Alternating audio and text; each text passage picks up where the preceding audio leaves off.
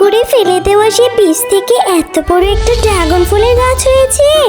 ভালোই হয়েছে, আমি এখন এখান থেকে যত ইচ্ছে তত ড্রাগন ফল খেতে পারবো। বকুলপুর নামে ছোট্ট এক গ্রামে টুম্পা তার মায়ের সঙ্গে বসবাস করত। টুম্পার বাবা এক বিরল রোগে অনেক আগেই মারা যান। তারপর থেকে তাদের সংসার অনেক অভাবে কাটতো। টুম্পা, আমি আজ তোর সঙ্গে খেলতে পারবো না।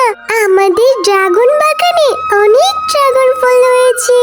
আজকে আমার মা আমাদের সেই ফলের বাগান থেকে ড্রাগন ফল পারবে। তুই কি আমার সঙ্গে আমাদের বাড়িতে যাবি? তাহলে দেখতে পারবি কি মজার মজার ড্রাগন ফল, আর খেতেও পারবি, বুঝলি? কি বলিস বেলি, তোদের ড্রাগন বাগান আছে? ড্রাগন ফলের তো অনেক দাম, জানিস?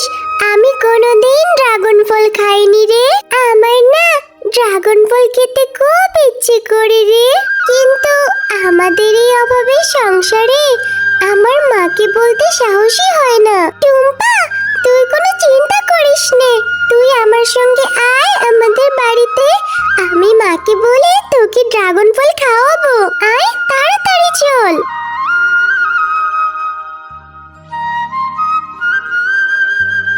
তারপর টুম্পা দেখলো বেলির মা অনেক ড্রাগন ফল পারছে। তারপর টুম্পা বাঘিনীকে বলল, ও বাঘিনী মা, আমাকে কিছু ড্রাগন ফল দাও না গো খেতে। আমি কোনোদিন ড্রাগন ফল খাইনি। কোথা থেকে যে আসে এই ছোট লোকের বাচ্চাটা? এই, তুই কি জানিস এই ড্রাগন ফলের দাম কত? তোর মাকে বলতে পারিসনি ড্রাগন ফল কিনে খাওয়াইতে? আমি তোকে কোনো ড্রাগন ফল দিতে পারবো না। তোর মাকে যেয়ে বল কিনে খাওয়াইতে। আর তোর মাকেই বা বলে কি হবে? তোর মাই তো অন্যের বাড়িতে কাজ করে খায়। ফকিন্নি ভিক্ষুরানি কোথাকারে, তোদেরকে তো দেখলেই আমার গা জ্বলে। কোথা থেকে যে আসে এসব আবর্জনা! যা এখান থেকে, যা আমার সামনে থেকে। না, আমি তো টম্বাকে নিয়ে এসেছি ড্রাগন ফল খাওয়ানোর জন্য। ও কোনোদিন ড্রাগন ফল খায়নি। মা, ওকে একটা ড্রাগন ফল দাও না। একটা ড্রাগন ফল দিলে কি হবে মা? কি রে বেলি, তোর সাহস তো কম হয়নি গা। এই ছোট লোক ভিক্ষুরানির সাথে চলতে চলতে ওর মতোই হয়ে গিয়েছিস। তোকে না বলেছি ওদের মতো ফকিন্নিদের সাথে মিশতে না কো। আর এই যে ছোট লোকের বাচ্চা, যদি ড্রাগন ফল খেতে চাস তাহলে মায়ের কাছ থেকে টাকা নিয়ে আয়। তোকে যদি ফের আমি আমার ড্রাগন বাগানে দেখেছি, এমন মার মারবো না, ঠ্যাং ভেঙে দেবো একবারে। মা, জানো বেলিতে ড্রাগন বাগানে না অনেক ড্রাগন ফল হয়েছে। আর বেলিও আমাকে নিয়ে যায় ড্রাগন ফল খাওয়ানোর জন্য। আমি যখন বেলির মার কাছে একটা ড্রাগন ফল চাই, বেলির মা তো আমাকে ড্রাগন ফল দিলই না, আরো অনেক কথা শুনিয়ে তাড়িয়ে দিল। আমরা নাকি ছোট লোক ভিক্ষুরানি, আমাদের সাথে নাকি মিশতে দিবে না বেলিকে। আরো কি বলেছে মা জানো? আমি নাকি আবার কোনোদিন ওদের বাগানে গেলে আমার ঠ্যাং ভেঙে দেবে। তুই কেন গিয়েছিলি রে মা অন্যের বাড়িতে ড্রাগন ফল চাইতে? আমি অন্যের বাড়িতে কাজ করি, 2 টাকা ইনকাম করি। থাক মা, তুই কষ্ট পাস না। আমি তোকে কিছু টাকা জমিয়ে ড্রাগন ফল কিনে খাওয়াবো। তুই আর মন খারাপ করিস না রে মা। ঠিক আছে মা, আমি আর কোনোদিন ড্রাগন ফল খেতে চাইবো না, আর বেলিদের বাগানের সামনেও যাইবো না।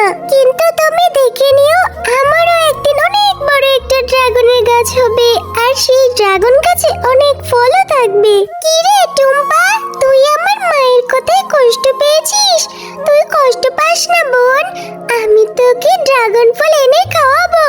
আমার মা যখন বাড়িতে থাকবে না, আমি তোকে ড্রাগন ফল পেড়ে খাওয়াবো রে টুম্পা। তুই আর আমার সঙ্গে রাগ করিস না রে টুম্পা।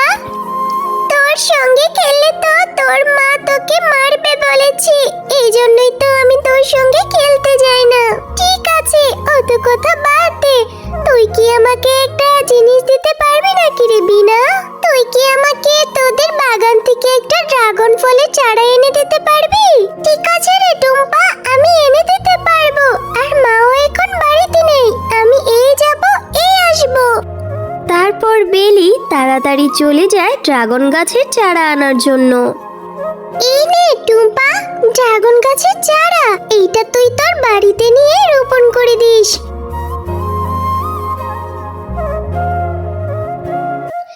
এরপর টুম্পা ড্রাগন ফল গাছের চারা নিয়ে বাড়িতে চলে আসে। মা দেখো, আমি বেলের কাছ থেকে একটা ড্রাগন গাছের চারা নিয়ে এসেছি। এই চারাটি এখন আমি বাড়িতে রোপণ করে দেব। তারপরে এই চারাটিতে অনেক ড্রাগন গাছ হবে। মা, তুমি দেখে নিও। আরে আমার পাগলি মেয়ে, এই গাছ থেকে তো আর এক্ষুনি ড্রাগন ফল হবে না। গাছটি ধীরে ধীরে বড় হবে, অনেক দিন যাবে, তারপর না ড্রাগন ফল দেবে। আগে তুই চারাটি রোপণ কর।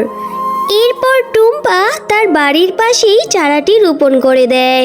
তারপর থেকে টুম্পা তার গাছটির অনেক যত্ন এবং পরিচর্যা করতে থাকে।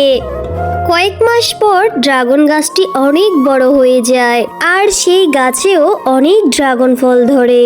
মা, ও মা, দেখে যাও কি হয়েছে। আমার সেই ড্রাগন গাছটি কত বড় হয়ে গিয়েছে। আমি এখন থেকে মজা করে ড্রাগন খাবো। পাগলে মেয়ে আমার, তা তো খাবি। আগে চল ড্রাগন গাছ থেকে কিছু ড্রাগন পেরে নেই।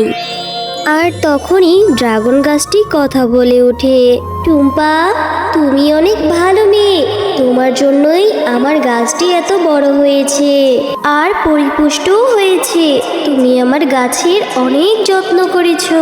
তুমি এই গাছের ড্রাগন ফল যত ইচ্ছে তত খেতে পারবে।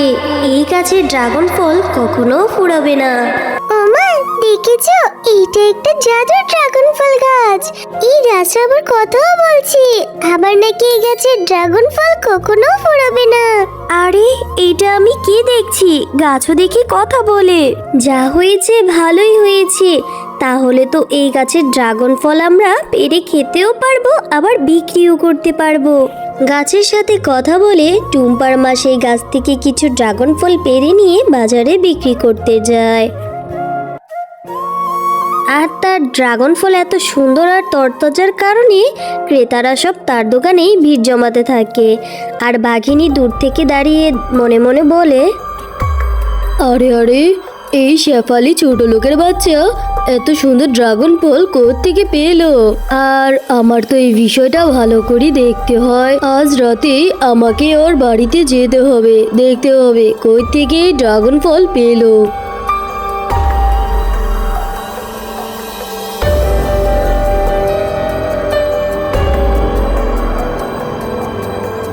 ও, তাহলে এই ব্যাপার। মুখপুরীরা তাহলে ড্রাগন ফল গাছ লাগিয়েছে। আমার সঙ্গে তোরা পাল্লা দিবি হতস্যারি? দাঁড়া, এক্ষুনি দেখাচ্ছি মজা। বাঘিনী, তুই অনেক খারাপ। তুই সেদিন ছোট্ট মেয়ে টুম্পাকে একটি ড্রাগন ফলের জন্য অনেক কথা শুনিয়েছিস, আবার এসেছিস ড্রাগন ফল চুরি করতে। এই নে, আমি তোকে এখন শাস্তি দিচ্ছি। ও, আমার ভিতরটা জ্বলে পড়ে যাচ্ছে। এই জাদুর গাছ, আমাকে ছেড়ে দাও। আমি আর কখনো এরকম করব না। শেফা বোন, আমাকে তুই ক্ষমা করে দে। জাদুর ড্রাগন ফল গাছ, বাঘিনী ভাবিকে তুমি ক্ষমা করে দাও। আমিও তাকে ক্ষমা করে দিয়েছি, আর উনি তো ওনার ভুল বুঝতে পেরেছে। ঠিক আছে শেফা, আমি শুধু তোমার কথায় ওকে ছেড়ে দিচ্ছি, কিন্তু এইরকম খারাপ কাজ আর কখনো করবে না, তাহলে কিন্তু এর ফল ভালো হবে না। হ্যালো বন্ধুরা, গল্পটি ভালো লেগে থাকলে চ্যানেলটি সাবস্ক্রাইব করে দিবেন এবং পাশে থাকা বেল আইকনে প্রেস করে আমার পাশেই থাকবেন।